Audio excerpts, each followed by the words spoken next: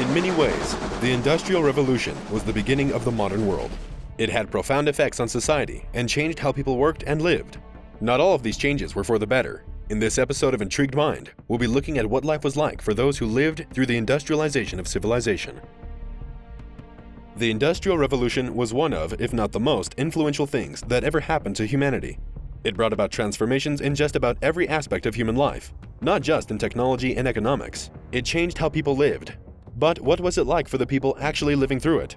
Oftentimes, history can focus too much on the big picture and lose the trees in the forest, so to speak. Prior to industrialization, most people in the West were either small-scale farmers or artisans of some kind.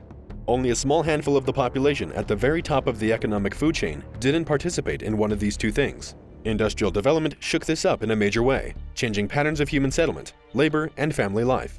In many ways, the Industrial Revolution created the modern world. The Industrial Revolution began in Great Britain in the middle of the 18th century and continued on into the end of the 19th century. There aren't exact start and end dates like there are for a war or something like that, since the Industrial Revolution is more of a collection of trends than it is a precise event. One of the biggest effects for people was that there was simply more people. The population exploded as a result of the Industrial Revolution because industrialized agriculture made farms far more productive and capable of feeding way more people. The kind of subsistence farming that most peasants did was gradually phased out and replaced by big factory operations. Before industry, peasants would let their animals graze on commonly held land. This was slowly removed as well, as more and more land was fenced off into private property. As a result, the Industrial Revolution caused a lot of people to move to and live in cities. Before, most of the population had been rural. This was the natural result of an economy that was centered around agriculture. Because of industry, in the West today, most of the population is urban or suburban. In modern America, for instance, only about 1 in 5 people live in a rural area.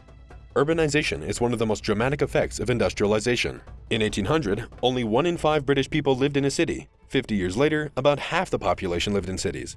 Britain is an extreme example, but other Western countries like France and Germany had similar urbanization trends. These changes disrupted ancient patterns and social relationships that went back to medieval and even classical times. The nature of work itself, what people did on a day-to-day basis, changed drastically.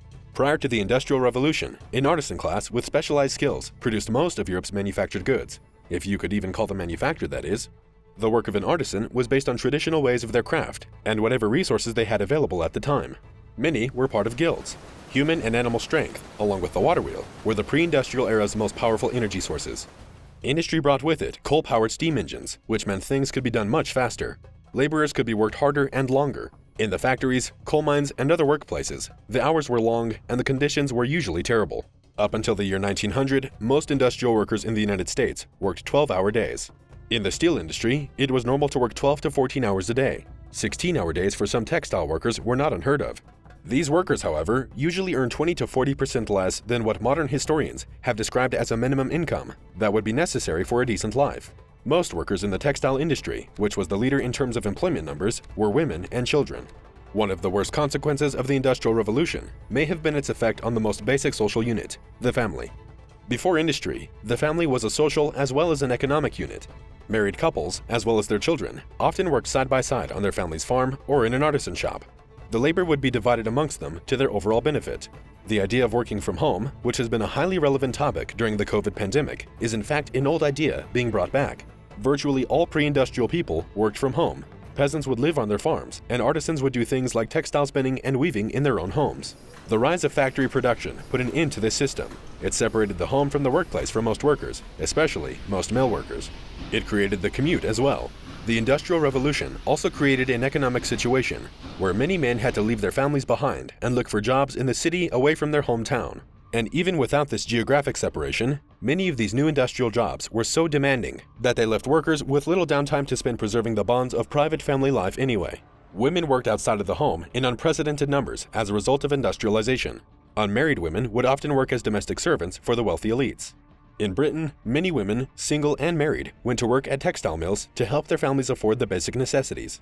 Child labor was rampant as well, meaning that a family would sometimes need even more than 2 incomes in order to get by. That's how low the pay truly was. Factory owners enjoyed employing children since they had small fingers that could fit into delicate machinery. While nobody could have possibly predicted that the Industrial Revolution would eventually lead to things like the internet, there were people at the time who hated the way things were going. The Luddites were a secret organization of English textile workers who sabotaged and destroyed textile factory machinery. They got their name from a man named Ned Ludd, a fictional folk character who was a legendary weaver. The Luddites protested against manufacturers who used machines instead of people in what the Luddites called a fraudulent and deceitful manner. They accused factory owners of skirting standard labor practices. Luddites correctly feared that the time they had spent learning the skills of their craft would ultimately go to waste, as machines would replace their role in the industry. Many Luddites were owners of workshops that had been forced to close because the giant factories could sell the same products for less thanks to their scale. When these now out-of-work shop owners tried to find jobs in those factories, it was difficult because producing the same things in factories actually required fewer workers thanks to the machines. This created a situation where a lot of people were unemployed and angry. The Luddite movement originated in Nottingham, England, and led to a region-wide rebellion that lasted for 5 years. The mill and factory owners resorted to just starting to shoot the Luddite protesters, and eventually the military had to be brought in to deal with the situation. Some Luddites were executed or sent off to the penal colonies like Australia. This story has some current corollaries, as some have predicted that a similar scenario will emerge if all jobs that involve driving are automated out of existence by artificial intelligence. On top of all the social upheavals it caused, the Industrial Revolution was also an unmitigated disaster for the environment. It didn't just kickstart the enormous increase in carbon emission that would lead to global warming. It also caused massive and unprecedented pollution that impacted the lives of everyday people. The creation of factories and the burning of coal led to a major decrease in air quality. There was also the issue of the ever-growing load of untreated human waste. The first modern environmental laws came about as a result of this. Britain's Alkali Acts, passed in 1863, regulated how much hydrochloric acid could be put into the air for people to breathe. The manufactured gas industry that began in Britain in the early 19th century was a uniquely bad polluter. The techniques involved in producing gas at the time created highly toxic waste that was simply dumped directly into sewers and rivers. These companies got into various legal battles with the government over poisoning rivers, fish, and the general population. The Industrial Revolution and its consequences have been a hotly debated topic. Modern people like ourselves argue over the pros and cons of the current technological system, which was born out of the Industrial Revolution. Most historians would agree, however, that in the short term anyway, the Industrial Revolution was not pleasant for the people involved. It made a handful of people extremely wealthy, but conditions for the ordinary worker declined. Nutrition and health even declined to the point where the average person living in the industrial age was shorter than someone living in the agricultural age. If industrialization made things worse for most people, why did industrialization continue? The Industrial Revolution was not really a conscious decision, but a result of a particular culture that made particular technological developments such as the steam engine.